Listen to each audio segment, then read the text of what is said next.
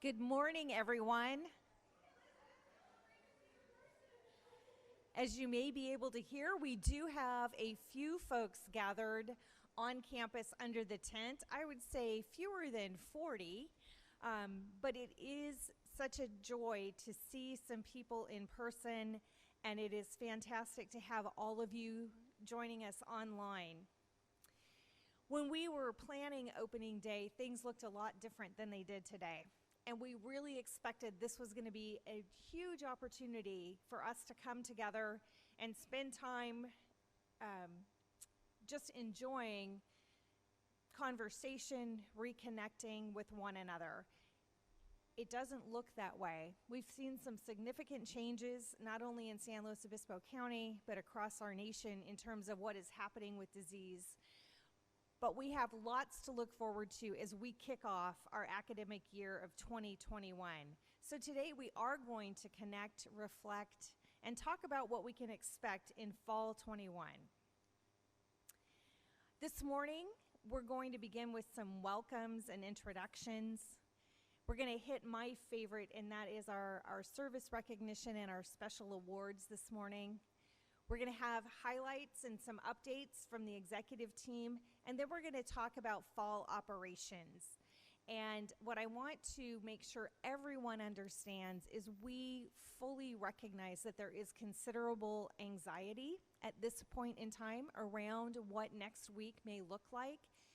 And I want you to know that if your questions are not all answered today, please do not hesitate. You can send those directly to me. You can email any of the executive team, and as quickly as possible, we will get an answer to you.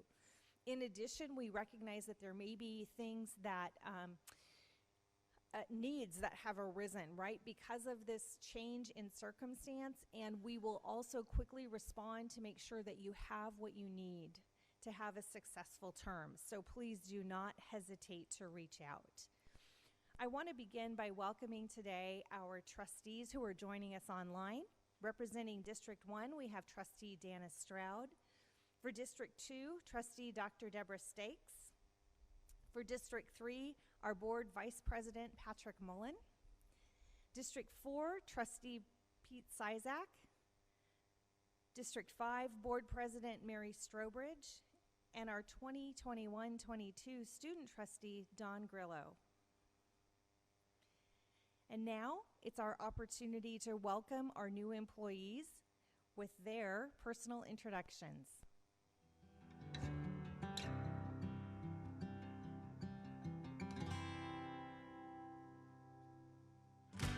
My name is Philip Amanza. I'm going to be handling all the HVAC here at Cuesta College. Hi, I'm Sarah Madgett. I'm the new assistant teacher at the Children's Center. Janine Medina, coordinator for special projects and grant-funded programs. I'm Jennifer Tittle Kim. I go by Jenny, and I'm a receptionist in the administration building. Hi, my name is Cora Barrera, and I'm the program coordinator for the Department of Community Engagement. My name is Chris Geiger. I'm the new custodian at Cuesta College.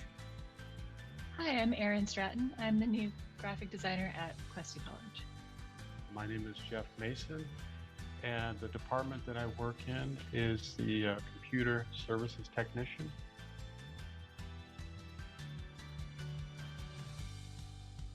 I'm Edwin Gomez. I'm the new preschool teacher at the Cuesta College for San Luis Obispo.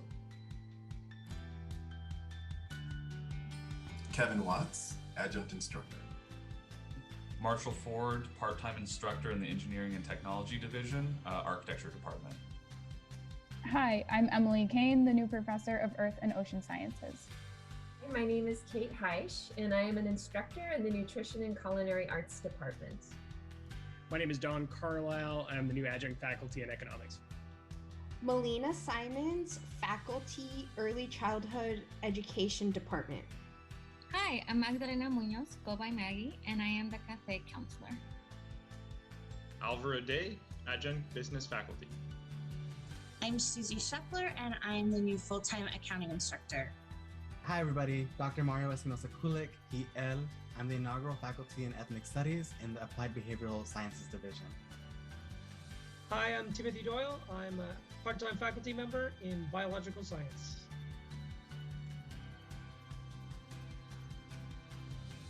Hi, my name is Jennifer Schreiber, and I will be teaching plant science for the College of Agricultural Business. Hi, I'm Moira McBride. I'm an adjunct instructor teaching GED with continuing education.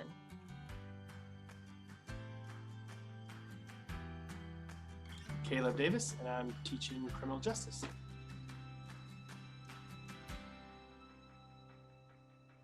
Karen Valine, Administrative Assistant.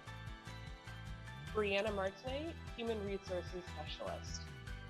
Elizabeth Coria, Interim Assistant Superintendent, Vice President of Student Success and Support Programs. Hello, my name is David Millard, and I'm the Director of Public Safety and College Safety Services.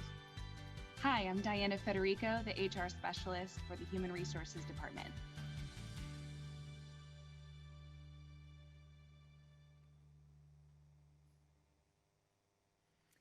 So a warm welcome to all of our new employees. We're so glad to have you on board at Cuesta College. And we look forward to when we will celebrate the milestones of your 5 years of service here with us. So today we're going to celebrate and acknowledge those who have been here for 5, 10, all the way to 35 years a little bit differently. We're going to share some highlights of what the year looked like when these individuals joined Cuesta College. So celebrating and recognizing 5 years of service. This illustrious group joined Cuesta College in 2016 when Justin Bieber held the top 2 spots on Billboard 100. Beyonce released her digital album Lemonade, and Hamilton ruled the stage. In technology, the device mesh supported the Internet of Things so that your iron could talk to your coffee maker, because why not? Tough crowd. Recognizing 10 years of service. 2011 brought these outstanding individuals to Cuesta College, and the world watched as Kate Middleton married her Prince William. Oprah named SLO the happiest city in America, and this year also saw Atlantis fly the final mission of the Space Shuttle program. Recognizing and celebrating 15 years of service. In 2006, the Cuesta College family grew with these fabulous friends, and we connected for the first time on Facebook, started tweeting, and Throwback Thursday became #TBT. iTunes celebrated their billionth song download, and Western Union sent the last telegram. 20 years ago, we gained these fantastic individuals. These now familiar faces joined Cuesta College in 2001, the year Barry Bonds broke the single-season home run record with 72 for the San Francisco Giants, though the asterisk came later. A movie about a green ogre named Shrek was another big hit. Celebrating 25 years of service. When these fabulous colleagues came to Cuesta in 1996, we were tickling Elmo and playing games on Nintendo 64, the last game console to use storage cartridges. Also, a young golfer named Tiger Woods made his PGA Tour debut. Recognizing 30 years of service. Our amazing 30-year colleagues joined Cuesta in 1991, the same year the World Wide Web was launched to the public and notebook computers hit the market. Billboard started using actual sales data to rank albums, causing us to realize that alternative music was actually popular. And honoring 35 years of service. We celebrate the exceptional tenure of our 35-year employees who arrived in 1986, the last time Halley's Comet was in the vicinity, while the rest of us watched Top Gun and lost that love and feeling. Thank you, and congratulations to all of our long-standing employees.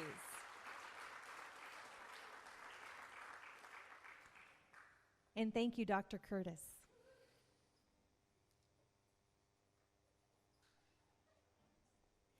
We're now going to recognize our Classified Employee of the Year.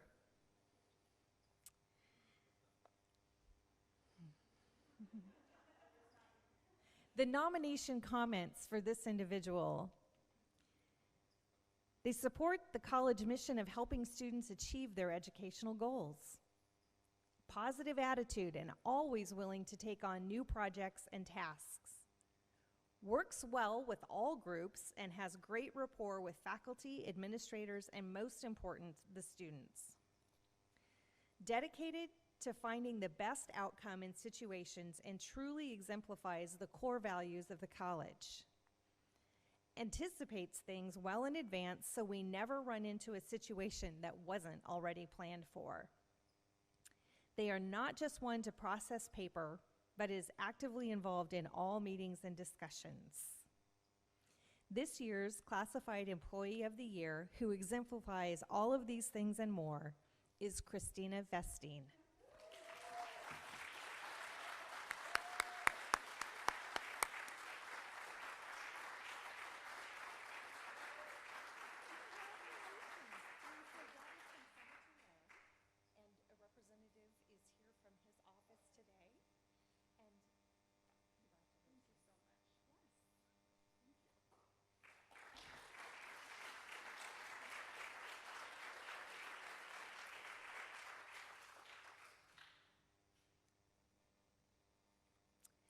The nomination comments for this Management Senate Employee of the Year: promotes and supports student learning through continual efforts to streamline processes and systems. Oops, oh, there's a fail.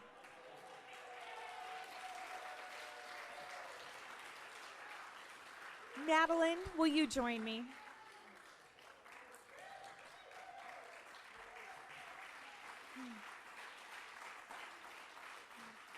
I'm sorry about that. It is no surprise, but I want to share. She promotes and supports student learning through continual efforts to streamline processes and systems to ensure our students succeed. Leads campus-wide initiatives focused on racial equity. Encourages and supports to ensure engagement in professional development activities that center students and their voices. One of the hardest working people at Cuesta. Able to facilitate conversations toward a shared vision for change. Shows tremendous dedication without the need for credit or acknowledgement. This year's Management Senate Employee of the Year is Madeline Medeiros Taylor.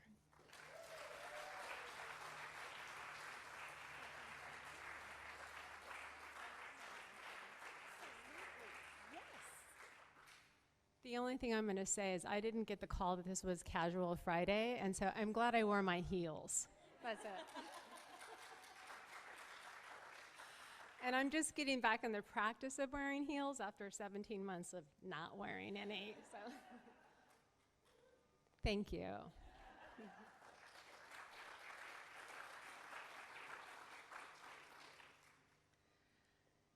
We'll see if I can refrain from giving it away this time. The nomination comments for our Academic Employee of the Year. That rare person who is intrinsically motivated by their passion for serving students, campus, and community. We're having a delivery in the backing up truck. I'll say the good news is that's because food service is going to be available this year. Knowledgeable, dedicated to student success, strong work ethic. Quick to respond no matter what, and willing to take the lead when answers are needed. Able to effectively work with faculty, students, administrators, and staff while encouraging and bringing out the best in all. Never fails to offer motivation and thoughtful advice. Kindness and compassion always shine. Shares breakfast at department meetings. And if you think they are a good employee, just wait till you try their cooking. This year's Academic Employee of the Year is Thea Labrenz.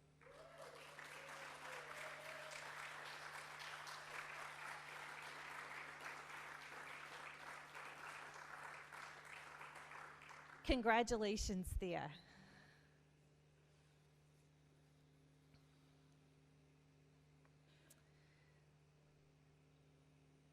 The Dr. Marie E. Rosenwasser President's Leadership Award.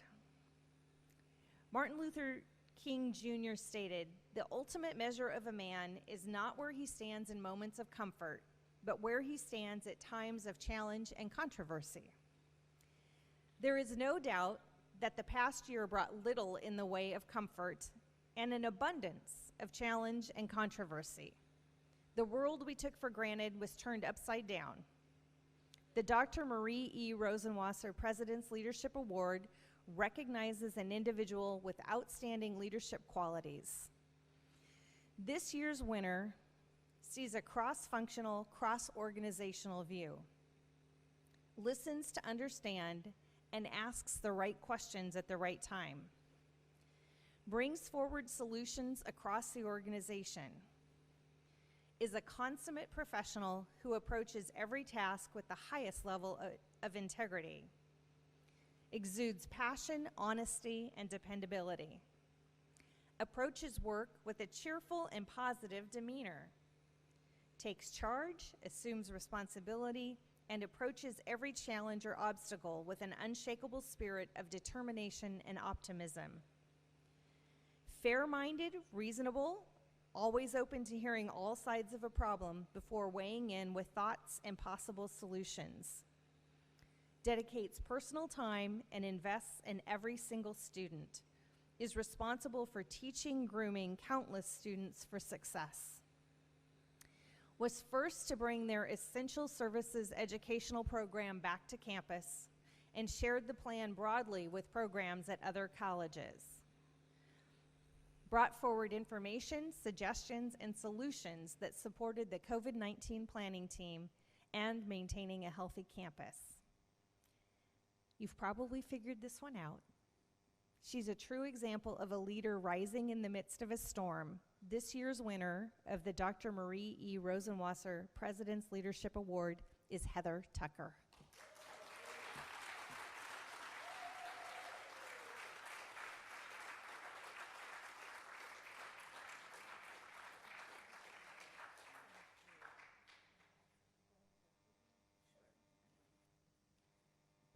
Thank you for that. That is an amazing honor, and I don't take lightly our responsibility during this pandemic as an organization, as a community beacon, if you will, in this storm. And I am honored to serve with each of you and everybody that is physically here today, literally everybody I've been able to work with during this time. And I appreciate your support, your vision, most importantly, the community that we are, because that is what we are. We truly represent community college at every level. So thank you for letting me be a part of this team.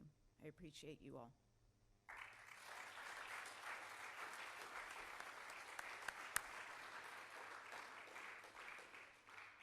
And now I am pleased to introduce Dr. Wesley Sims, our Academic Senate Council President.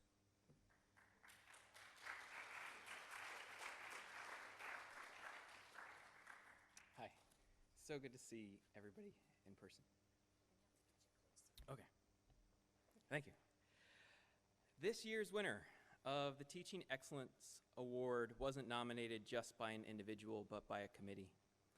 The committee wanted to recognize her recent work pivoting from the physical classroom to the online classroom, where she has been able to find new ways to support our most vulnerable students. In all of my interactions, and in all of your interactions with this year's winner, you and I have experienced her caring warmth, her intellectual curiosity, and her deep embodiment of understanding communication and relationships. I have an example I would like to share from her involvement during the Equity Faculty Retreat at Avila Beach. There, she told this poignant and insightful personal anecdote. She told us that on the day of the retreat, her daughter said, "Mom, what are you going to do at that retreat?" She answered, we are going to learn about how to solve student inequality in a resort hotel on the beach. Her daughter responded, "Oh, well, good luck with that." She told this anecdote not because she thought the retreat didn't have worth. She told this anecdote because we often lose sight of what is really at stake in teaching. At our last faculty retreat, she presented to the faculty a panel of students from diverse and marginalized identities. She created the space and provided the encouragement to those students so that they could tell us directly and explicitly what help, support, and teaching excellence looks like. Time and time again, students and faculty have benefited from her providing this type of caring, engaging, and equitable education.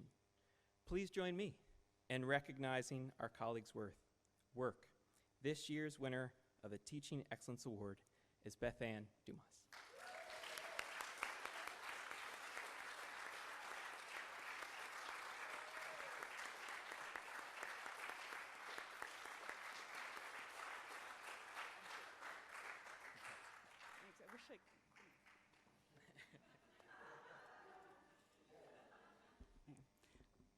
I'm blown away, really. I'm really here to talk about the Jedi Academy, which was an amazing experience. But when Wes was telling that story, I was like, I'm pretty sure my daughter Bailey was the one who said that. So I'm honored to be a part of this amazing team. And when I say team, I just mean all of us, all faculty and you know, administrators and staff, and literally everybody who is a part of this Cuesta team, because we are doing something that I think is so important in the world, and that is to, you know, help these students to become everything that they can be. And it's my life's calling, and it's just something that is deeply passionate, I think, to all of us. So thank you also to my husband, Mark Weber, who never likes to be the center of any attention, but he's been at Cuesta for nearly 40 years, almost 40 years, full-time teaching, and I think that we often talk about what an amazing, fulfilling calling and career this is, and I think that that's just true for all of us. So, thank you so much.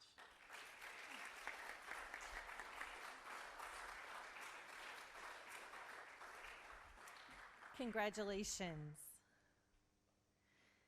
All right, it is exciting to hear about the great work of outstanding individuals at Cuesta College. And now I'm going to share with you some summer highlights so that we are all aware of the great opportunities that are ahead of us right now. So a big change that you may or may not be aware of is Chancellor Oakley has taken a sabbatical and is serving as a special advisor to Education Secretary Cardona. And in his absence, Deputy Chancellor Dr. Daisy Gonzalez is the acting chancellor for our system. And Dr. Gonzalez has made it very clear that we are going to be holding steady and continuing our work toward that vision for success that Chancellor Oakley has set forth for the California community colleges.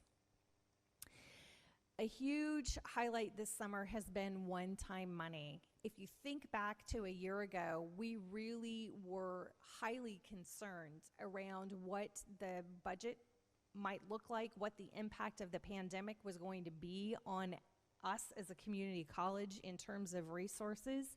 And both the federal government and the state have been incredibly generous in this pandemic, really recognizing the importance of community colleges, not only as a workforce engine, but in terms of serving our communities in a way that is critical to an equitable recovery. And so there has been an amazing amount of one-time money, and it has brought tremendous opportunity that we've never experienced to be able to say yes, to be able to take those big visions that people have had for programs and be able to say, yes, now is the time we can do this. And so I hope you are still thinking about some of those things because there is still opportunity. But in that, we are also being cautioned that there is definitely uncertainty in the future. But Governor Newsom continues with his goal to build back equitably and has put resources to community colleges as a significant part of that. I'm not going to talk about numbers. Dan's going to have some of that later, but I'm just going to talk about some of the themes around it. So the budget workshop a few weeks ago really encouraged all community colleges to use some of these one-time funds to build long-term results. Cuesta already has done some of that work. If you remember, several years ago, the PARS account was created to help offset future PERS expenses. And so we know how to do that. We have some opportunity to make some of those considerations again, but to be able to take some of this amazing abundance that we currently have and be able to put that to work for us over the long term. Some other themes that were really evident not only in the budget workshop but have been in the number of webinars the Chancellor's office has held this summer are really around the need for us now to ensure that we are doing all we can around things like credit for prior learning, work-based learning, all things experiential. And reminding us that Ed Code is permissive in this area. Never before have I heard discussion around Prop 98 funds being allowed for direct student aid, and that has been part of the discussion and the encouragement that we've received this year. Lots of attention to advancing our employer engagement and really focusing on ensuring students have workplace learning opportunities and that we are working to build direct connections with local employers for our students. And really to focus on increasing student jobs upon graduation and the employment outcomes for our students. The overarching theme that we heard repeatedly from Acting Chancellor Gonzalez was that we need to act with urgency and really to advance what we've learned in the pandemic to move us closer to the vision for success. That's saying a lot without giving many concrete examples of the work that we should be doing. But I had a number of opportunities this summer when we were healthier, when the county was healthier, to engage in some meetings and have discussions that really center on this forward-looking work for Cuesta College. One of those was with San Luis Obispo County Board of Supervisor Don Ortiz-Legg, and gathered with some wind energy consultants and experts talking about Diablo Canyon as a wind port and just how significant that potential is. And I was incredibly impressed by how much homework had been done by the individuals in that room and how much they knew. Those people from across the United States already knew about Diablo Canyon, knew about the harbor that is there and what would be required for that to become a wind port. Huge potential around offshore wind, including hydrogen extraction, which would produce clean water. So where does Cuesta fit in this? I'll tell you, I took lots of notes. There were lots of terms and acronyms that I had to Google after that meeting because this was not my world. It was really my first opportunity to dive into wind energy. But there are wind technicians. There's a GWO certification that certainly they've already connected me with a potential partner for how we could become a place that offers GWO certification. But there's all types of employment around wind energy that we would also have a very particular role in preparing. They need fabricators, welders, mariners, individuals who can operate drones. There's lots of different types of job categories around logistics. There's this whole world of blue digital, and safety is a major concern and a big portion of the offshore wind energy environment. Also, summer discussions included conversations with Reach and with Paso Robles around Paso Robles' application to be a spaceport. Now that sounds maybe counterintuitive given what's happening at Vandenberg, but what they are looking at is low orbital space and being able to launch low orbit satellites. It does not require rockets, but it requires specialized airplanes to do that work. Also talking about ways for vertical expansion of the existing wine, hospitality, and agriculture sectors that are so prevalent in that area. Summer discussions also included our local hospitals and working to gather human resources representatives to talk about their ongoing needs, not just around patient care, but around technical positions and administrative positions as they are struggling to maintain a workforce to keep our hospitals in our service area operational.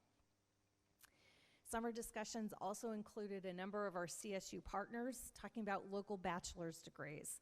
In particular, continuing the pursuit of an early childhood education and liberal studies degrees that will be completed on the Cuesta College campus, and building intentional transfer pathways with our closest CSU neighbor.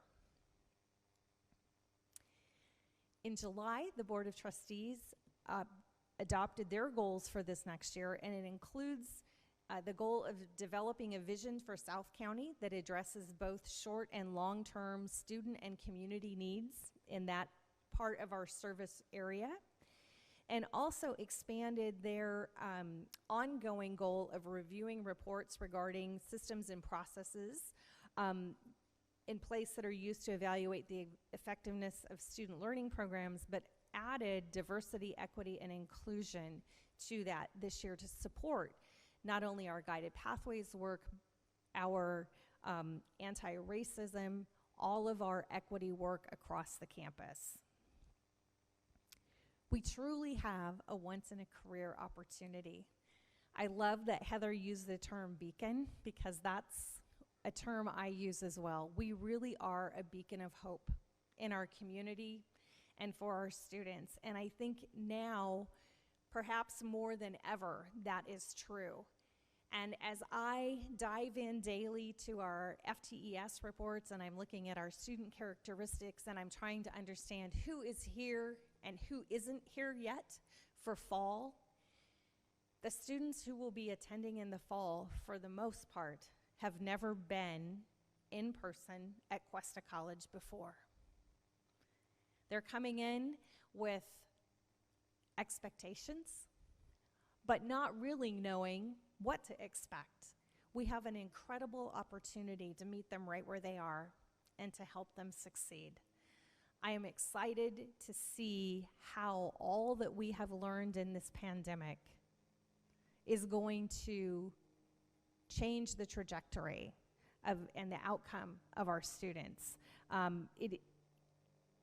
It's amazing. I was asked yesterday by the Tribune a series of questions about the start of fall, and one of them was, what has Cuesta College learned in the pandemic? And I thought we could fill the newspaper for a week trying to tell you what it is that we have learned during the pandemic. There's not a single area of operation that hasn't been changed by what we have learned. And I'm excited to be here with you. I am disappointed that we are not yet at that point that we had hoped to be in, where we would be more fully face-to-face and less concerned about spread of disease. But I will share with you this. To this point in time, we still have not had a case of transmission on this campus. That is all of you. The COVID-19 planning team has done a tremendous job of maintaining alignment with the ever-changing guidance from CDC, California Department of Public Health, and from all of the other agencies that we intersect and interact with. And to the credit of our students, they are following our protocols, and it is working. It's exhausting. I recognize that we are all tired, we are all worn down, but we can do this, and we're going to do it together. And so with that, I am going to invite Vice President of Human Resources, Melissa Richerson, to give us an update.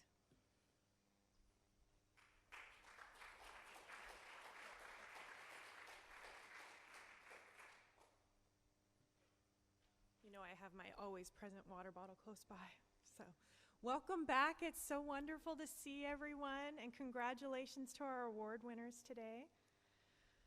I am very excited to say that for one of the very few times in my time at Cuesta, HR is fully staffed. So thank you. I'm not going to read these names. They were introduced already, but I do want to provide one clarification. Diana Federico, there is no relation to Stephanie Federico. So we are getting that a lot. I just want to clarify that. They are in the same office. So just be aware if you come to HR to visit. We have launched the Vision Resource Center Professional Development Platform. You can access that on My Cuesta, where you will have, it will provide thousands of various learning modules for you. You'll also be given an individual transcript. Keenan Safe College is one you're aware of, but it also provides other platforms such as LinkedIn Learning, Skillsoft. The assignment emails will come from VRC at cuesta.edu. You can log in through My Cuesta and click on the Vision Resource Center link and access all of the trainings. You do not have to be assigned a training if you want to take one. Safety. Boy, again, we could talk about safety all day long. Our safety webpage has been updated on My Cuesta. Again, you can log in and click on the safety information cone. From there, you can complete accident investigation forms for workers' comp injuries or incident reports. You can access trainings through safety. There's newsletters. You can submit a caught in the act if you see someone adhering to safety protocols and want to put them in the raffle for a $50 gift card or a $25 gift card, I'm not sure which one it is.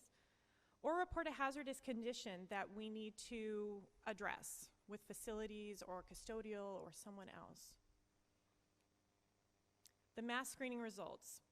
I'll be sharing more detailed information with the Equity and Student Success Committee, but we did a total of 21 redacted screenings this past year.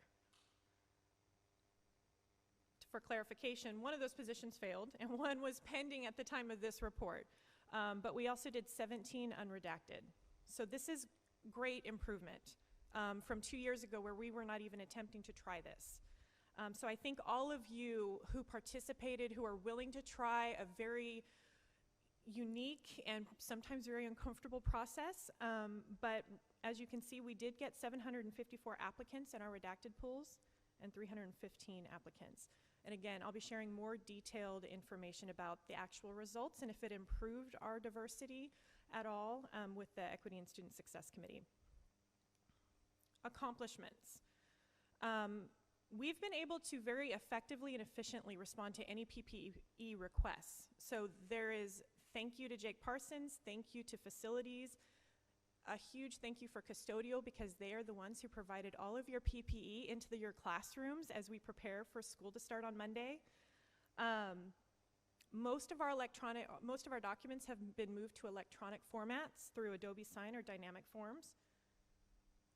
We updated a ton of board policy and administrative procedures this year.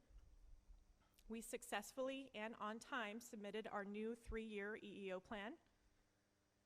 A total of 96 recruitments were conducted, and we processed 49 retirements and resignations. So with that, I will call up the always positive and engaging Mr. Dan Troy.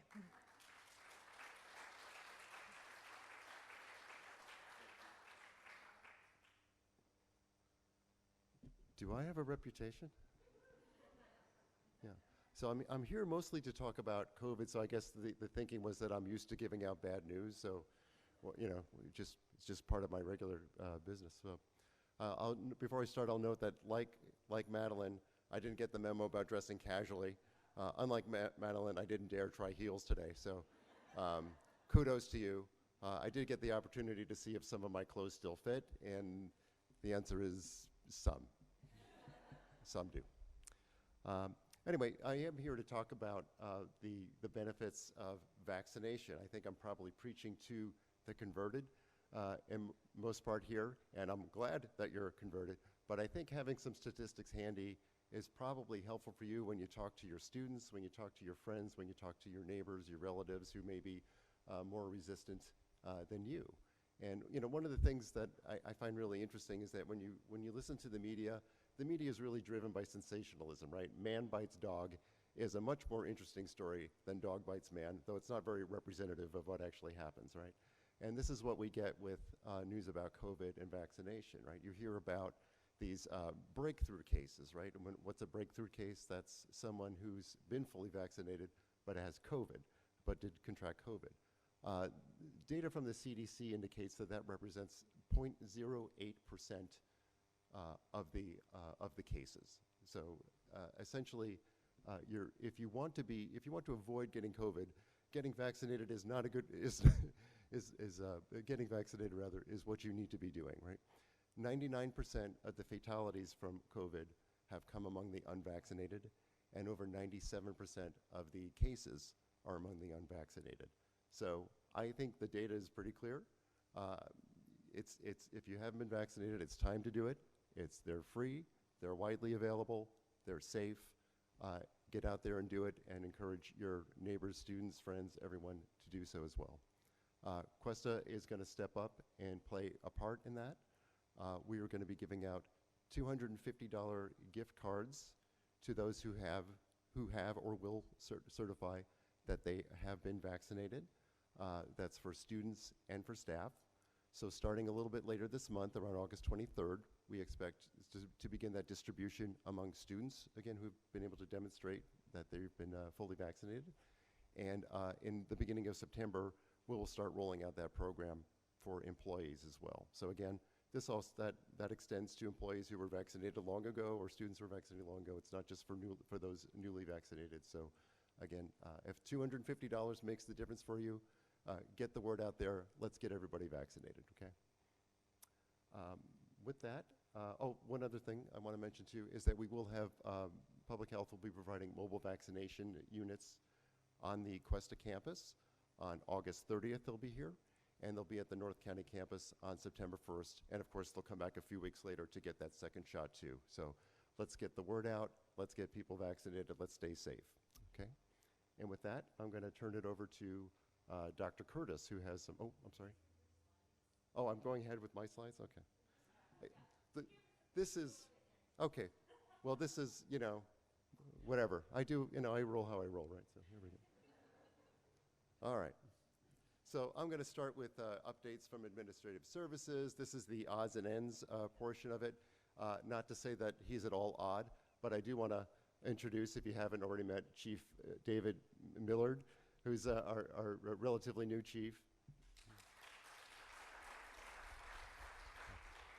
He joined us this March. You may have seen him on Zoom, but he's here in the flesh. I thought you had an opportunity to say hello to him today, so don't pass that up. He's been doing a fantastic job. We're really lucky to have him.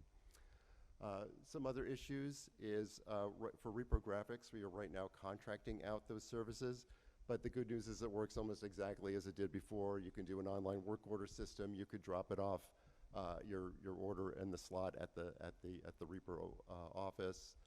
The office will be open, unlocked from 9 to 4 each day, and if you need to get in before or after that, just knock on the door, public safety, they'll unlock the door for you. So again, the repro services are up and running, and most of you probably won't even notice the difference. Food services, as I think Jill mentioned earlier, is coming back. It will be back on a limited schedule, as obviously we're going to have a limited population on campus. But the slow hours will be from 11 to 1, And North County, we're going to have later hours, 4 to 6, that reflects the course schedules at the North County. They have a later schedule, so the food services will be accommodating that schedule. The really, really good news, the really exciting news is courtesy of the CARES Act funding, students are going to get 1 free meal every day. They just show their student ID, they'll get a free meal, and we'll reimburse our food vendor with CARES funds. So we think that's a great way to welcome students back to campus to fulfill their basic needs, and to the extent that having those basic needs served, getting that meal is what helps them to continue their education. We think that's a really important thing to do, and we're glad that we're able to provide that service this year. In the facilities, as mentioned earlier, they've been very busy, under the gun, sanitizing everything, making sure things are locked or unlocked where they need to be, working on air filtration to make sure that our indoor spaces are safe for everyone. So I just want to give a big shout out to Brian McAllister and his team for all the work they've been doing to make sure that our workspaces are safe in this time. So, absolutely. Including PPE in classrooms, as we mentioned before. Measure L, there's some very, very exciting things coming up with Measure L. We're in design right now for a new campus center on the SLO campus. So at some point they're going to blow up my building. I'm told that I'm going to get adequate warning. Very hopeful that at least I'll get a day or so to pack up and leave before that happens. Yeah, we'll probably go out to bid for that. It looks like probably in the summer. It'll be at least a 2-year construction phase, but that's a big, big piece of Measure L, and we're really excited about the ability to build that welcoming front door to the campus. Have a lot of those, what I call day one student services issues for those new students to be able to address their needs all in one spot at a comprehensive campus center. So that's a very, very exciting project. Signage and wayfinding we're working on right now. One of my stories is when I came here for my interview, I almost got lost. Some of you may wish I had, I don't know. But anyway, there'll be less chance of that happening in the future as of next spring when we roll out our signage and wayfinding project. If you haven't been to the North County site in a long time, you might want to go because, my goodness, does that place look different. There's a whole new entryway out front. It looks beautiful. Right now we're in phase 2 of the site upgrades for that project, working on the courtyards. Since we were able to open the new ECE building up there, we were able to get rid of all the old portables, and that's allowed us to do a lot of work in the courtyard, center of that campus, to really make it feel a lot more like a campus. So I think that project will be completed over the next couple of months, and really Measure L has just done, it's just been amazingly transformative, I think, for the North County campus. That's very exciting to see. Budget, I guess this is what I spend a lot of my time doing. So the state budget, as usual, has been, I guess the only constant is volatility. Over the last year and a half, I think it's been about as volatile as I've ever seen it. So it's been a real roller coaster ride of, in January 20, it looked like a very boring, normal year to the extent we ever have those. In May revision of 20, it looks like it was a disaster. We were going to get cut 8%. Then the final budget was essentially flat because they just borrowed a lot of money. And then throughout the year, they said, you know what, it actually wasn't that bad. So when we got to the 21-22 year, we actually had a fairly healthy budget, I'd say. It includes a 5% COLA. I'm sure a lot of you are very happy about that. So they were able to figure out that since things weren't as bad as they thought they were, they did what I call like a lot of catch-up provisions, right? So the funds that we maybe should have gotten in a normal year in 2021, they were able to extend to the next year. So we're in a pretty good place, I'd say, right now. And of course, we're further supported, as Jill mentioned, by a lot of one-time resources, CARES funds and other issues. With CARES funds, as Jill mentioned earlier, I do want to emphasize, we're still looking for big ideas. We're still looking for ways to support our students. Certainly it has to be linked to the pandemic somehow. But be thinking really about what we can do to make the student experience as positive, as friendly as we can in this difficult time for them.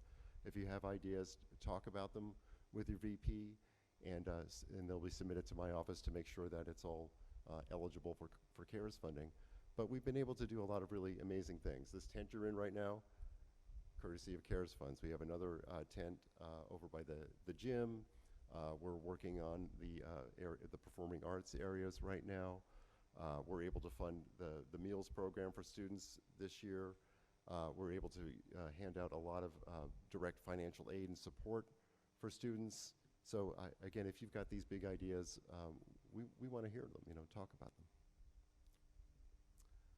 What are some issues and concerns? I guess, like I said, I'm supposed to scare you, so this is what I do. I always bring up basic aid because it's like the only question I get. Are we basic aid? Yeah, Dan, are we basic aid? When are we going to be basic aid? This is like the #1 question I get. So, basic aid, of course, is a race, right? It's a race between the growth in our local revenue and the growth in state funds, right? So we become basic aid when that local revenue exceeds the state funding, right? That's the Reader's Digest version. Since we had a relatively good budget year, like I just mentioned before, that kind of that makes that target a little bit higher, right, for the local revenue to catch up with. So if your dream in life is for us to be basic aid, well, a good budget years kind of push that out a little bit. But that's not bad news, right? Because that means we have more revenue, which is what we want, right? Ultimately, we don't care if we're basic aid or not. We care about the revenue. So when the state has a good year, we don't cry about that because that means we're further away from basic aid. We're happy that we have the revenue, right? What about the future years? Right now, the Chancellor's Office is propping up our funding, right? Because we know our FTS is down, but they're holding us harmless for that decline in FTS right now. They're funding our formula as if we still have our 2019-20 level of FTS. So we know that there's an endpoint for that, right? So we have to, if we cannot recover the FTS to where it was, that does have potentially negative funding implications for us down the road. So, budgets are about priorities and they're about planning. So we need to keep that in mind as we come up with our plans, and also would help if we can get our FTS back up. So FTS still matters a lot, so keep that in mind. But like I said, right now we are in hold harmless, so our finances are very stable, I think, for the next couple of years at least, and that to me is somewhat comforting, and it gives us that opportunity to plan, which is what we need to do, okay? And with that, I think I don't have to speak again later, right, because I already did my COVID stuff. Is that what all right. Well, with that, we're gonna hear highlights from the Student Success and Support area from my friend and colleague, Dr. Elizabeth Coria.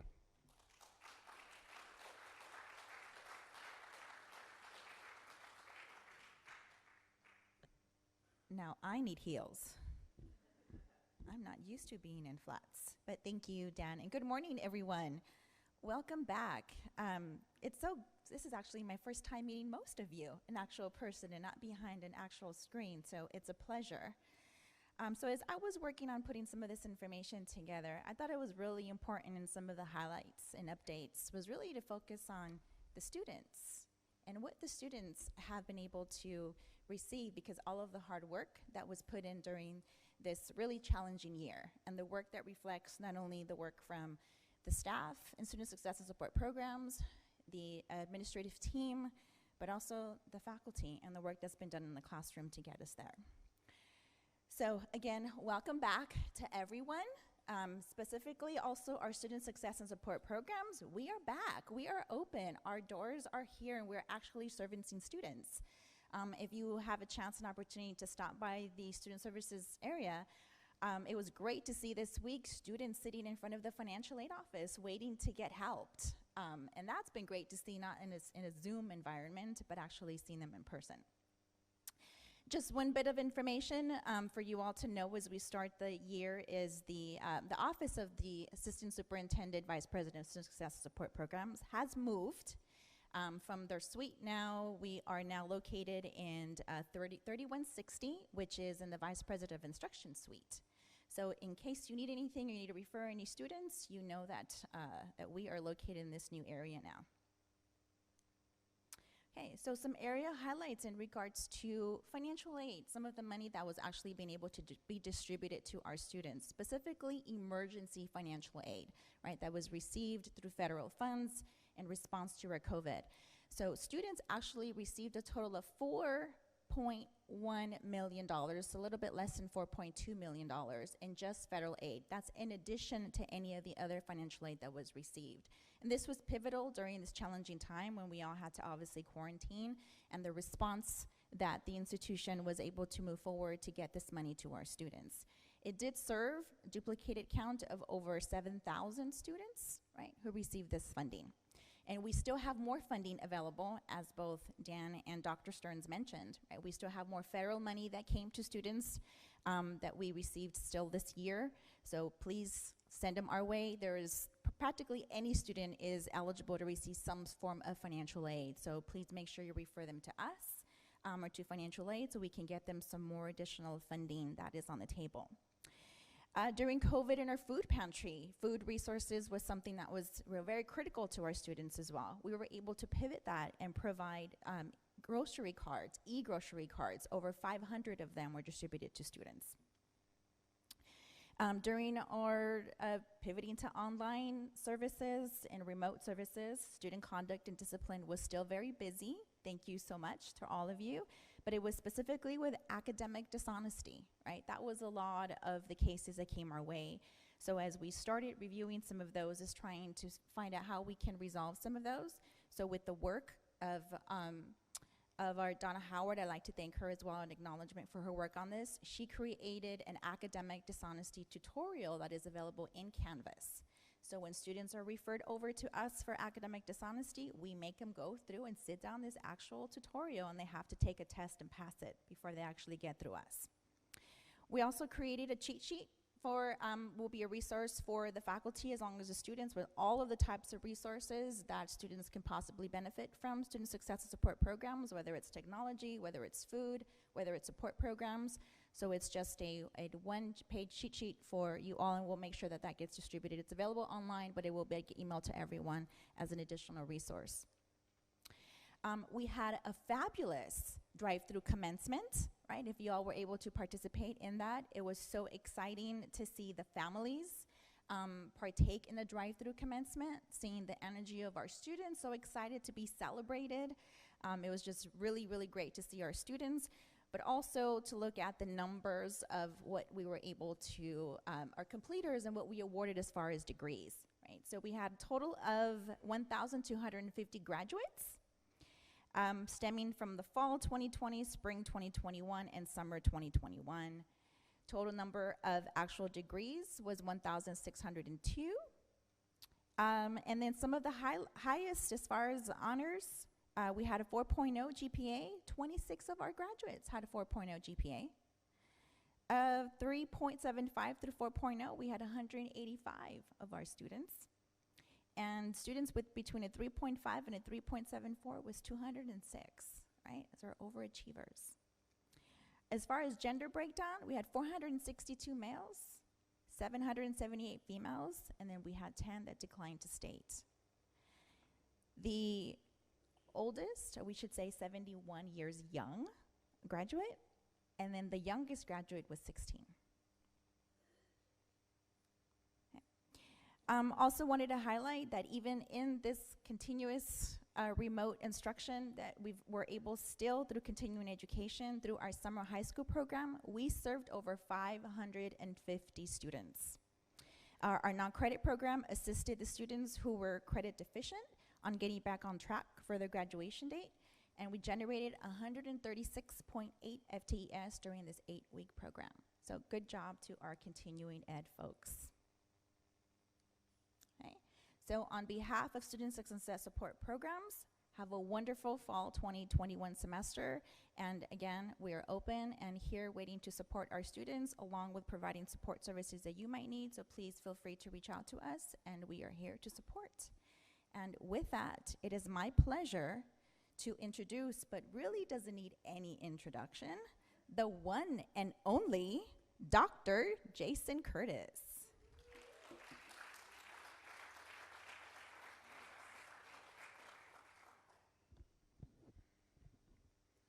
Good morning, everyone. I'm going to jump in on a couple different topics here. Just highlights from Some of it's just from our mission and our overall goals at Cuesta, not just the Office of Instruction, but wanted to start off talking about guided pathways. So we continue to make progress on our implementation of guided pathways. It's not intended to be an initiative that comes and goes, right? This is something that we've been challenged to take on board and really make part of what we do for students. We have course maps for degrees and certificates, essentially all degrees, most certificates, available in our program mapper. If you don't know what that is, I challenge you to find your way to the Guided Pathways webpage and click on the program mapper, and you might be surprised, instructional faculty, to see that there's a 4-semester plan there for students, which courses they're supposed to take in order to complete your degree. Areas of study are now created, have been identified, and are being used as framework for outreach events like Cougar Welcome Days, things like that. If you're not sure what area of study your program lives in, you might want to find that out also. And finally, in the past 12 months, we joined the California Guided Pathways Project, and we're part of the second cohort of colleges to join that project. In terms of our work around student equity, some of the most important work that we're doing right now, pandemic or not, but the pandemic's just exacerbated the problems for our most underserved students. The Equity and Student Success Committee created and circulated a call to action. It's out there. We're still working on it. Check with, whatever group you're part of. Check with your department, check with your chair, see what your division or department or area can do to embrace the call to action and the tenets of the call to action. That work will continue throughout the fall. We continue to expand our use of disaggregated data in assessments and program review. I'll talk about some of our data uses a little bit later. But really, I think we're all becoming much more comfortable in saying, yeah, that was a great program and we served 97 students. How many of them were Latinx, right? Asking ourselves the question and not just counting total students, but really challenging ourselves to reach the students who are disproportionately impacted. Our Board of Trustees now features a monthly equity spotlight item, has been doing that for a year, and recently in the past couple months has started engaging in some regular DEI training. So they invite a DEI speaker to come and give a short presentation to the board. So they are also embracing this work. And then finally, just a heads up, our student equity plan is expiring at the end of this year. And so in the spring semester, we will be embarking on the really hard work of creating the next student equity plan. And those are 3-year plans. So that one will run from fall 22 all the way through spring 25.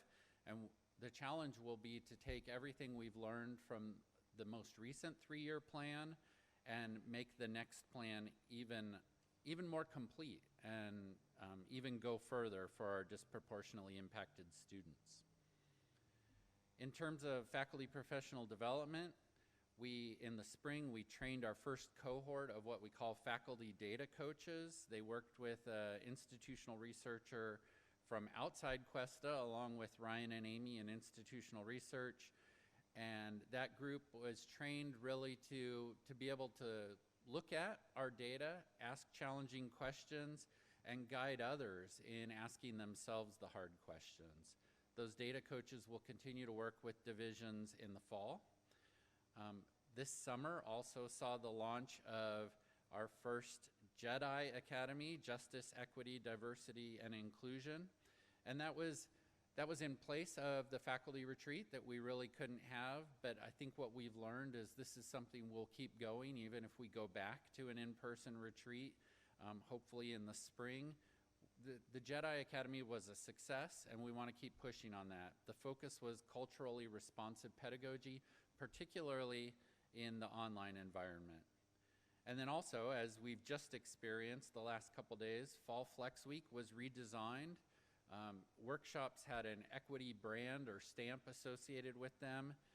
That's associated with Academic Senate Council's action to a resolution that Academic Senate passed to encourage all faculty to engage in equity work, and a requirement that faculty who are going to serve on committees partake in equity-branded professional development. We had a keynote address by an outside expert, Dr. Gina Garcia, on Wednesday afternoon, and we added many more workshops and book clubs than we've seen in recent years. So hopefully we can continue all that good work.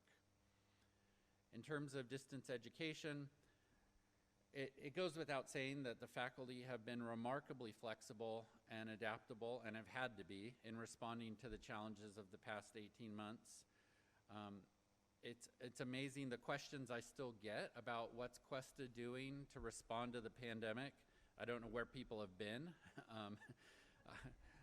I get the question all the time, and I'm tired of answering it, other than to say, as Dr. Stearns alluded to earlier, a lot, more than we could talk about in even an hour-long presentation.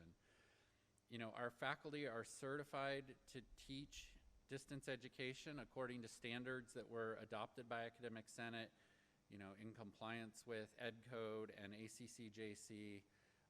Hundreds of faculty went through DE certification in the last 12 months, 18 months. And we've come up with some new ways to offer courses that take advantage of new technologies. So high flex or hybrid flex, where it's a really odd concept, right? Where some people might be in person and others might be watching on Zoom.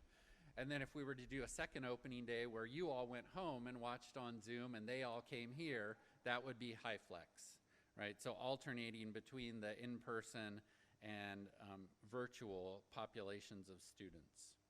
And we're spending that CARES money that Dan talked about, spending that money in our classrooms to try to create more of these opportunities, to create opportunities for an in-person instructor to engage with a remote student audience.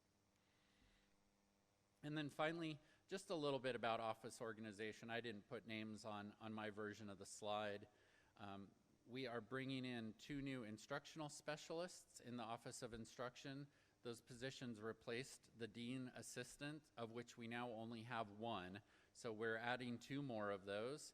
And then there was a bit of a restructure and just staffing up in the area of research grants and community engagement.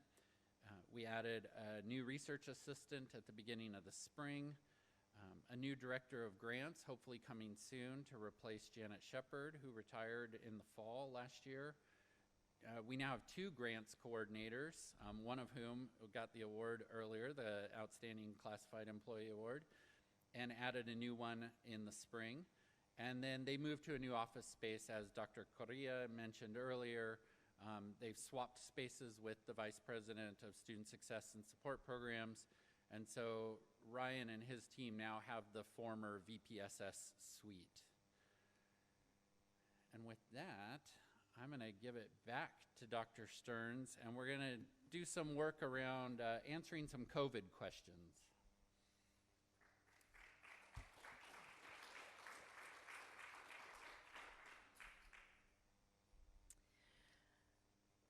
Okay, so I want to start by saying we're going to have a little fun with this, but we're going to share some of the most common questions that we are hearing so that we can all be on board with what the response is. You're all trying to stand in the back, and you all need to be in the front with the microphones, please. And I just want to remind everyone, if your questions are not answered, please feel free. Send them to me, send them to any one of the vice presidents, send them to your supervisor. We will get you answers absolutely as quickly as we can. So what are we doing about COVID? Well, Dan let the cat out of the bag. Vaccine is strongly encouraged. Anything you want to reiterate there, Dan?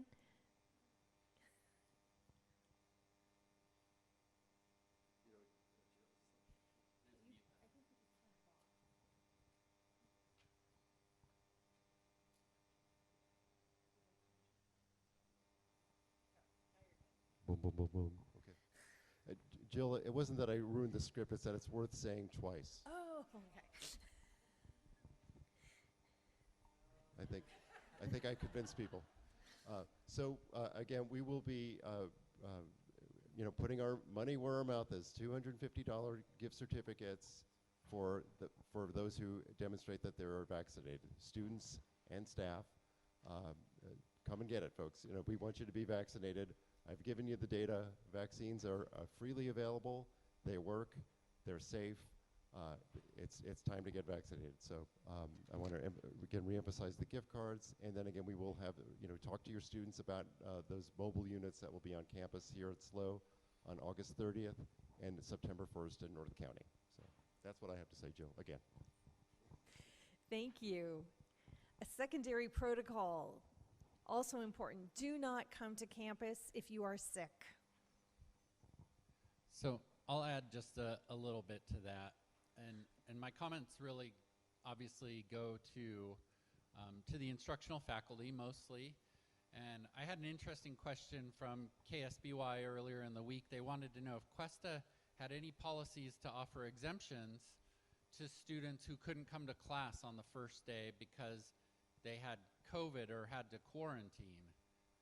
And I didn't understand the question as if we were going to drop them or kick them out of class because they couldn't come on the first day because they had COVID. And so that was one of those, to me, like, where have you been for 18 months? We don't do that. So I explained our census period and, that really we've shown a lot of grace. We've made a lot of exceptions. But I guess the key point is the faculty have been encouraged to move away from high stakes assignments and deadlines, right? If I tell students, if you're not here on Thursday for this quiz, you're gonna fail the class or I'm gonna drop you, then that puts pressure on them to come on Thursday even if they have a little bit of a fever or even if they have the sniffles. So I think it's all around just, again, trying to show grace and leniency and understanding when someone reports that they're sick or that they were with their mother who tested positive, continue to work with the students, and that's what we've been doing and that's what we're going to continue to do. So here's the full protocol regarding masking. You will notice, though, that we have simplified our signs on every doorway inside every classroom. It says masks are required. And then in gray at the bottom, it says masks are strongly recommended indoors for fully vaccinated employees.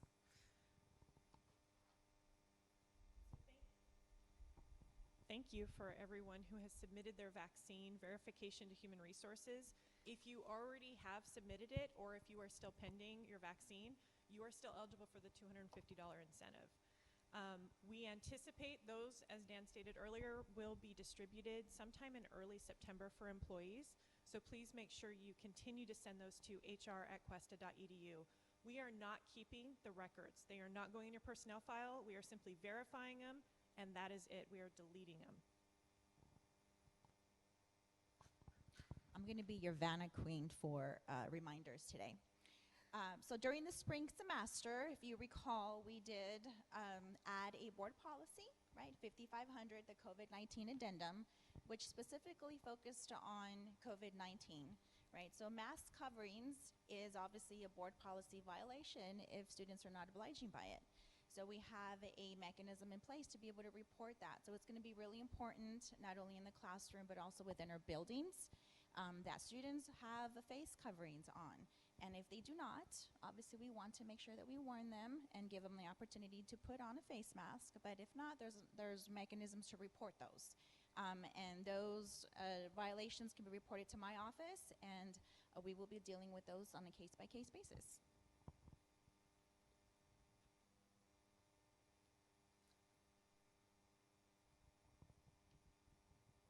So I guess now we're going to do a script for you all.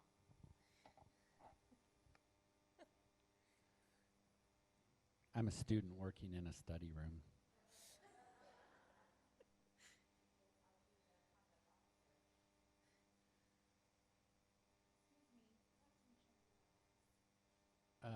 You turned your mic off, I think. Can you hear me now? Yes. Okay. Excuse me, you have to wear a mask while you're in the building? I don't have one on me. I have like 5 in my car, but I don't have one right now. Sure, so no sorry. problem. I actually have one here for you, and we have masks throughout campus. So if you need a mask, just let us know, and you can go ahead and put that on where you're in any of our facilities. Oh, okay. Thank you.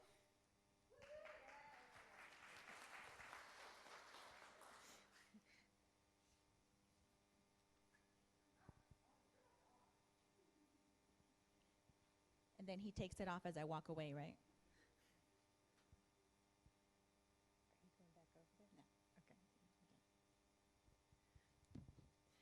Sentinel surveillance testing is another important piece of our protocol.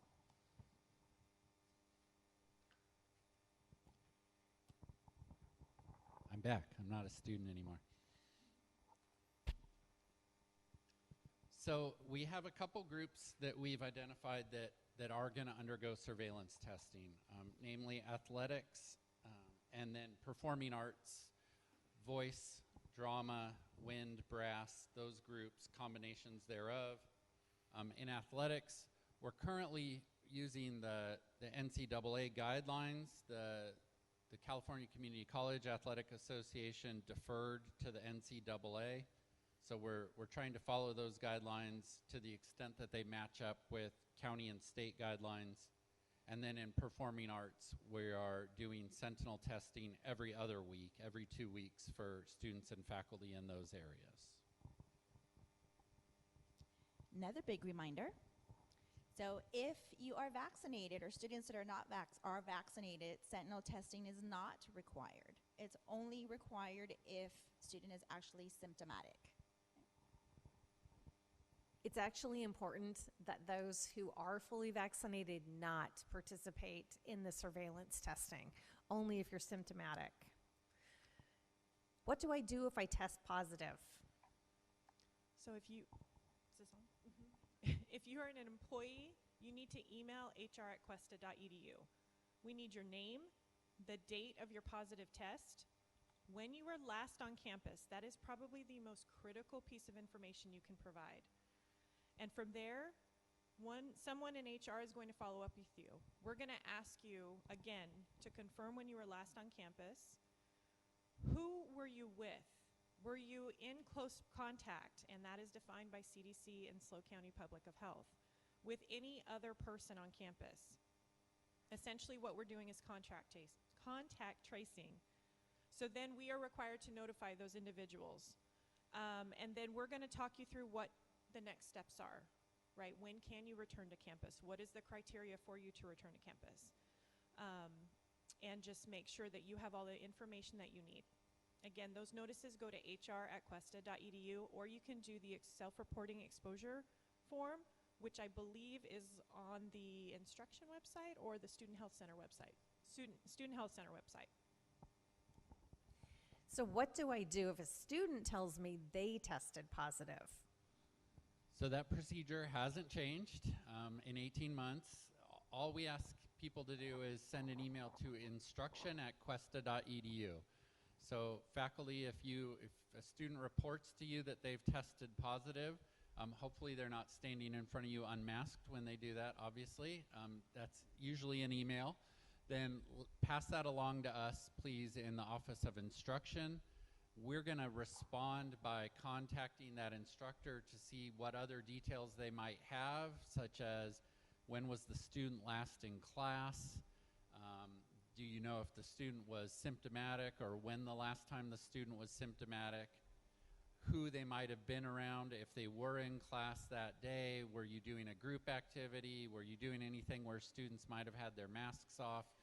All those sorts of questions to try to figure out what best to do next, right? And then the other big piece, the reason we ask you to email instruction is that we're going to check that student's schedule and find out what other classes they might have been in on that day. Maybe there's an instructor who hasn't reported or hasn't been notified yet, and so that we can reach out to everyone involved and keep the exposures to a minimum. Okay, so those questions are pretty easy, pretty straightforward, but this is what we typically hear. So a student asked if they should quarantine if their asymptomatic vaccinated roommate tested positive after exposure to their symptomatic partner after they all rode together in a car to Las Vegas. Here's another reminder. Do we quarantine or not quarantine? Okay. So first off, you'll want to refer the student to Student Health Services, right, or to Human Resources. The policies with quarantine are changing literally every single day. So to make sure that we know what's up to date, Student Health Services and HR are the ones that are being in contact with public health and have the most recent policy and procedures with that. So refer them over to those two areas. So let's talk about ventilation and sanitation, Dan. Always. Always our favorite topic. No, it's, we're, again, thanks to CARES Act, right? I mean, I will say the federal government really did step up to help support education institutions. So we were able to use the CARES funds to utilize bipolar ionization through our HVAC systems on every facility on both the North County campus and the SLO campus. So the way that works is that through the HVAC system, it transmits ions that actually attach itself to airborne particles such as COVID, and it makes it easier for the filters to capture those particles and clean out the air. So it's ensuring that our spaces are clean, safe as possible. We're also deploying portable air filters, HEPA filters, in classrooms and in common areas all throughout the campus. So again, it's just an extra level of protection for our staff and students. So we're not putting those air filters in individual classrooms, they're just for common areas, but again, we've got the bipolar ionization in all of our indoor areas, so I think we have a very safe environment. The filters are in every classroom. They are not in individual offices. That's what I said. No. Yeah. No, I did say that. I said the air filters are in classrooms, common areas, but not in every office. It's on tape, Jill. We gotcha. All right, what about PPE and supplies? Okay, as I mentioned earlier, all classrooms and labs have been supplied with hand sanitizer, face masks, and sanitizing wipes. You can request additional supplies through MyQuesta, and that includes gloves and face shields. And outdoor spaces, which we are enjoying one today. Yeah, I think that's an important point because this question has come up a couple times. So after today, this tent, the tent in front of the gym, technically become classrooms. They are classroom spaces identified in banner. A class can be assigned to them. This tent is outdoors. It has no sides. We're considering this an outdoor space. So what does that mean for masks? You don't have to have one. Even if you're unvaccinated, yes, that's technically true. In outdoor spaces, we're not requiring masks. These tents are available for use. There is not a class that I know of. There's not a single CRN that is booked in a tent yet. So if a space like this might appeal to you, if you're feeling like your classroom is a little cramped, these are available, these two tents on the SLO campus. If they don't end up getting used for classes, then we're going to start looking at other student activities and things that could be in this space. Again, meal service is going to be provided. We're not going to want people eating indoors. We might use this as an overflow eating area. We're adapting to the situation as we go. But outdoor classes, no masks required, and the tents are outdoors. In case you're wondering, the auto shop, the welding area, those are considered indoors. But please, when you see a class meeting outside, don't call my office to report that Coach Loker's cross-country group is running on the track without masks, right? That's okay. And if you haven't already been rolling around campus, walking from building to building, you might have seen some of the extra concrete tables that have been added. There's more to come. There'll be benches throughout outside campus as well, so students can go ahead and enjoy their grab-and-go meals. And you all can also partake in eating lunches outside on those nice new concrete tables and benches. So we know that we haven't answered all of your questions, but the Safe reopening plan has been updated and is available on the COVID-19 website. All of this information is in there. Additional detail is also there if you are interested. You are welcome to reach out at any time that we can be of assistance. Anytime you have one of those crazy situations where a student is asking or an employee is asking a question around quarantine or isolation, Human Resources really has become our experts in helping walk through those situations. I truly believe that working together, we've got this, right? We've had such great collaboration, great cooperation. Yes, we recognize we are all tired. We are all looking forward to something different and something better. And so let's continue to encourage one another, lift one another up, and we will get through this together and have a very successful and healthy fall 2021. Thank you.